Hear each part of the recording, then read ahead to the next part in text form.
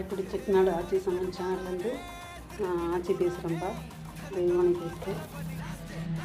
பாருங்கள், இட்லியில் உப்புமா தான் கிண்டுவோம் நம்ம. இப்போ வந்து தோசையில் உப்புமா நான் பண்ண போகிறேன். ஃப்ரிட்ஜில் இருந்தால் மீதி எடுத்து வச்சுருங்க. தோசை மாவை தோசையை சுட்டு இருந்தால் உள்ளே எடுத்து வச்சுருங்க. வச்சுட்டு மறுநாள் காலையில் கொஞ்சம் நேரத்துக்கு முன்னாடி ஊற வச்சுருங்க. ஊற வச்சுட்டு அதுக்கப்புறம் கடுகு, உளுந்து, கடலப்பருப்பு, காஞ்ச மிளகா எல்லாம் போட்டுக்குங்க. போட்டு நல்லா செவந்து வந்த பிறகு நல்லா செவக்கணும். நல்லா செவந்து கடுகு வெடிக்கணும். வெடிக்கட்டும்பா. வெடித்த பிறகு வெங்காயத்தை போட்டுக்குவோம்.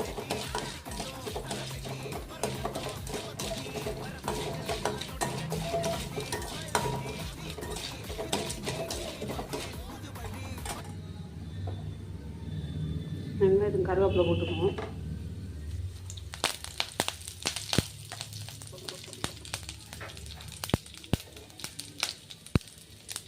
வெங்காயம் போட்டுருங்க.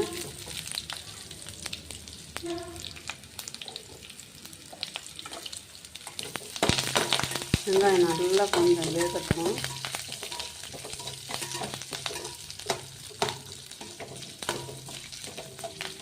வெங்காயம் வேகும்போது கொஞ்சோண்டு உப்பு போட்டுருங்க லைட்டாக. அப்போ தான் அந்த வெங்காயத்தில் சாரும்.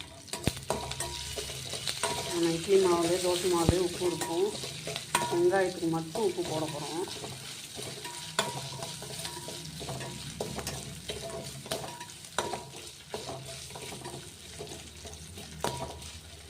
இது வந்து மிளகுத்தூள் கொஞ்சம் எடுத்து வச்சுருக்கேன். மிளகுத்தூள்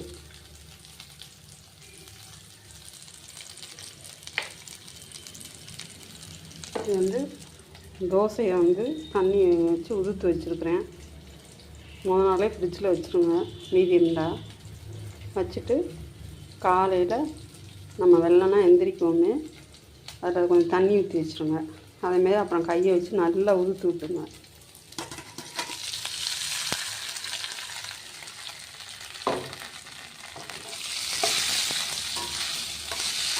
நம்ம வந்து இட்லியில் தான் வந்து உப்புமா செஞ்சுருக்கோம். தோசை மீதி இருந்து யாருக்கும் ஊற்றிட்டு சாப்பிட்லன்னா வேஸ்ட் ஆக்க வேணாம். அதை முதல் நாள் எடுத்து வச்சுட்டு இப்படி கிண்டிட்டோன்னா நல்லா சூப்பராக இருக்கும்பா. ஒரு சாம்பார் வச்சு சாப்பிட்டோன்னா நல்லாயிருக்கும். பாசிப்பருப்பு, வெங்காயம், தக்காளியெல்லாம் போட்டு சாம்பார் வைப்போம்ல, இட்லி சாம்பார், அதை ஊற்றி சாப்பிட்டா நல்லாயிருக்கும். இல்லை இட்லி பொடியை போட்டு நேரம் ஆயிடுச்சு அப்படின்னா இட்லி பொடியை போட்டு கூட நீங்கள் சாப்பிட்டுக்கலாம். சூப்பராக இருக்கும். வாழ்க வளமுடன்.